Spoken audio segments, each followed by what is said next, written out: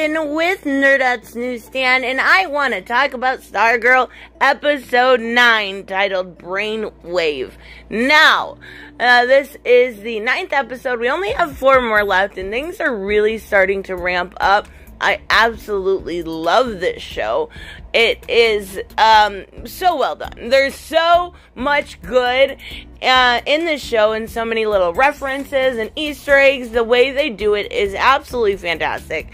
And I think this was my favorite episode yet. I know I say that probably every other video, but I really enjoyed it. So, like a lot of the episodes, it starts with, a flashback.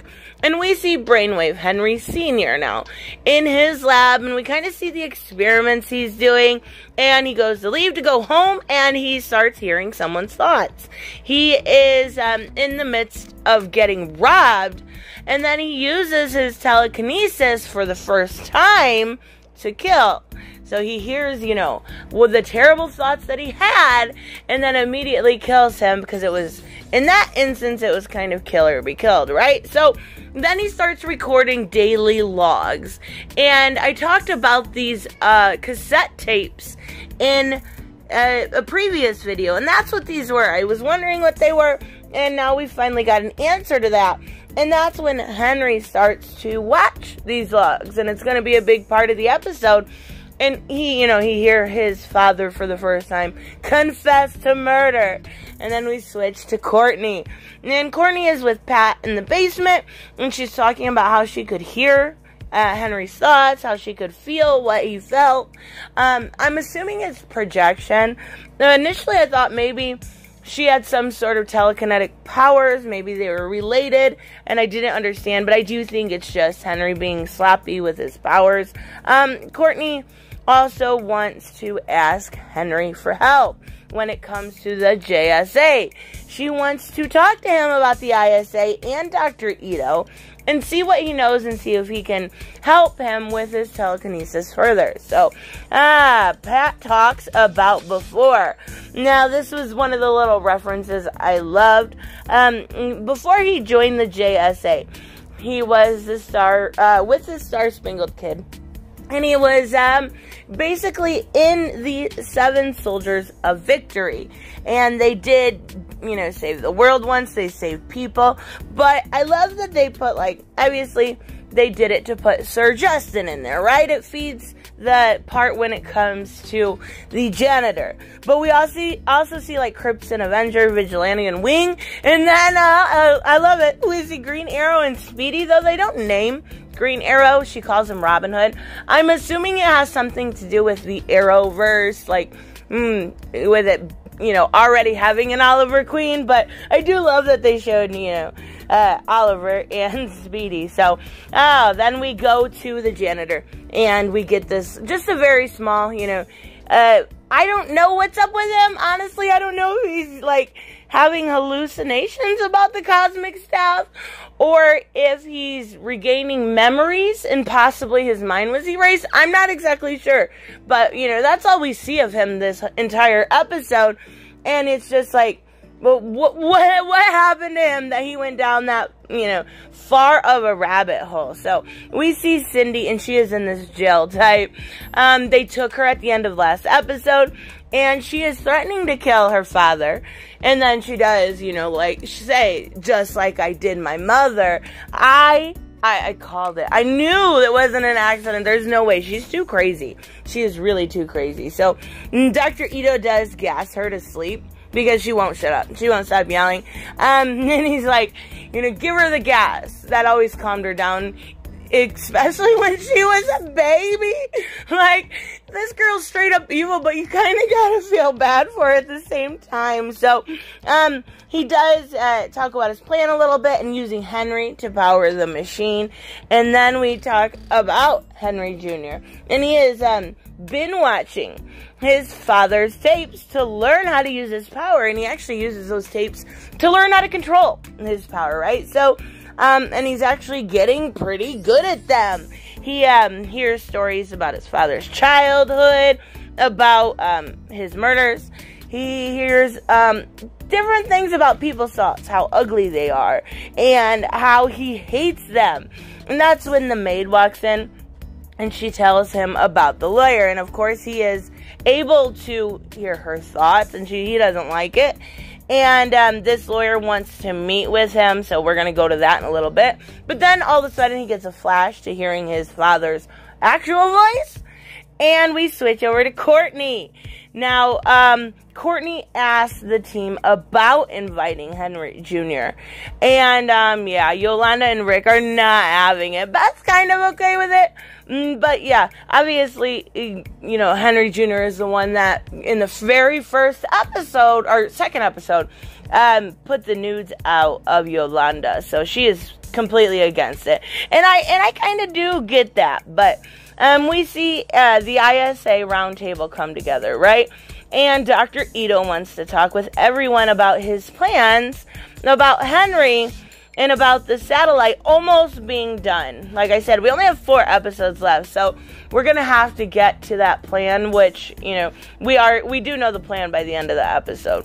And what it is it's mind control, right? So it's very similar to the comics, but it will, the satellite will, you know, project Henry's powers, and he will eventually have control of 6 entire states and every single mind that is within those states, and be able to control everyone and make his new America. So we see Barbara check in on Jordan after she had to leave early from her outing last time, and you have a really sweet moment. I really, as much as, you know, Icicle is a villain, I still love his character. Like, he's such a sweet man. But she does end up inviting him over dinner, and I feel like that Barbara has way better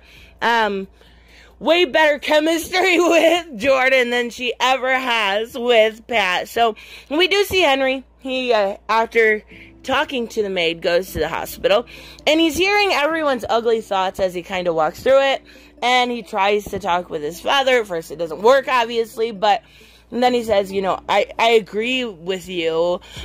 People are monsters. Deep down, once you can hear their thoughts, they are monsters. And Courtney goes to visit Henry Jr.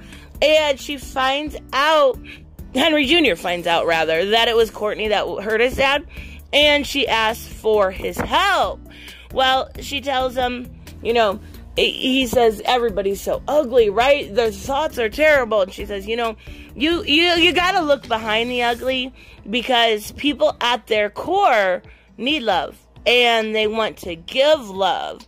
But you have to look deeper. You have to look beyond the pain and the fear and the anguish, and you'll see that love is there. Now, he ends up telling her to leave, but she knows he wants to do the right thing, or thinks at least.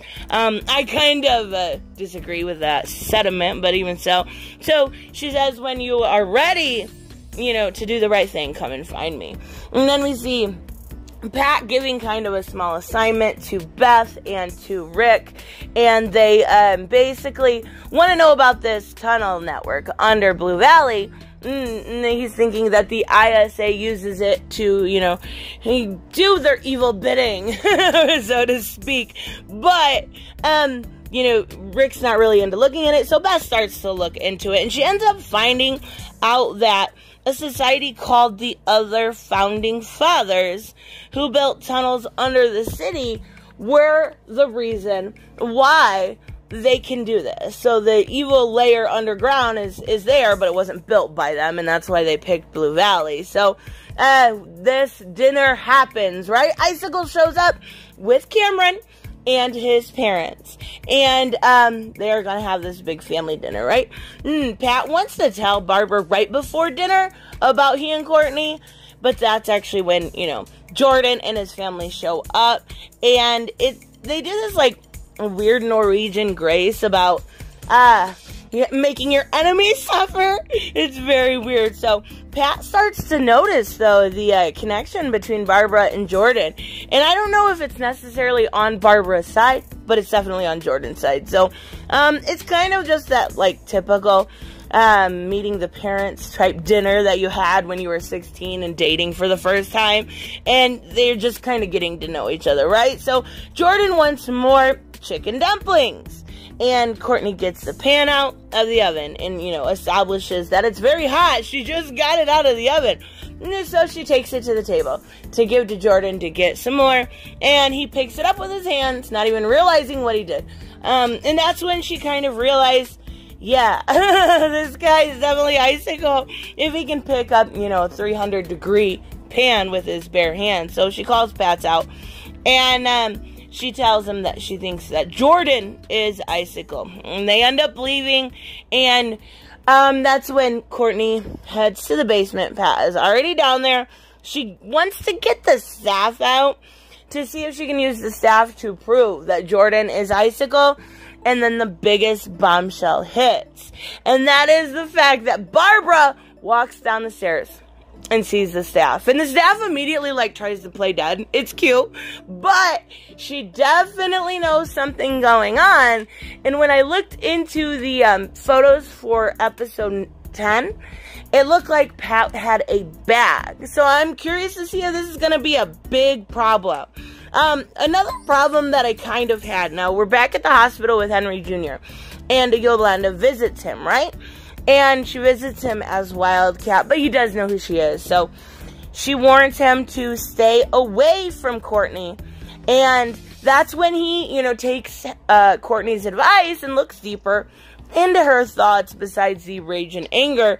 And realizes that that anger actually comes from his betrayal because she loved him and she trusted him. But the problem I had with that was this isn't the first time we've seen Yolanda act that way. And, she almost, you know, killed him before, and she said, I could, you know, kill you right here. And he's like, do I really deserve to die for some pictures? And I think, same with Rick Tyler, but Yolanda's a little bit, evil inside. Like, you know, you don't just go around killing people if you're the hero of the story. It doesn't make sense. So, we do see Henry Jr. have the meeting with his lawyer, and the lawyer has the papers. He can read, though, obviously, his mind. And he knows that he's lying. He knows he's just trying to get him to sign those papers because his dad's in a coma, he's alone, and he can take his money. So, obviously, this makes Henry Jr. upset. He gets mad, and this is where we know...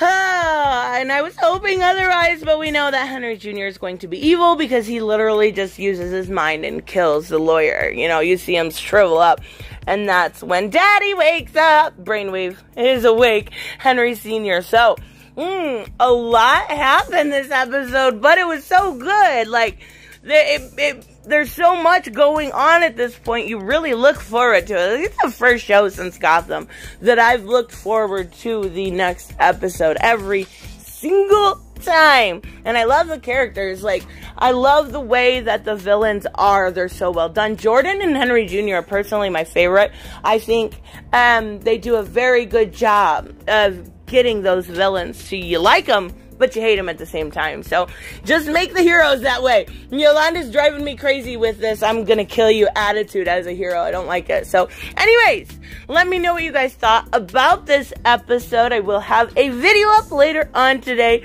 I'm hoping to get to a Metal #2 review, or that may still end up being tomorrow morning. But even so, let me know what you guys think, and I will see you in the next one. Bye-bye. Hey guys, I want to give a huge shout out to my Patreon and subscribe stars. You guys literally make this channel possible. Huge thank you to Cage the Mick, Robert Mick Twiz, Black Knight Fool, Brucey, Chris Z, David L, David Rafford, Jeffrey Allen Carnes, Mighty Balls, Mike Buckner, Maizen Barbosa, Ruskar, Ryan Decker, Robert Hoffman, and Doc Holliday. You guys are absolutely amazing, and thank you so much for all your support.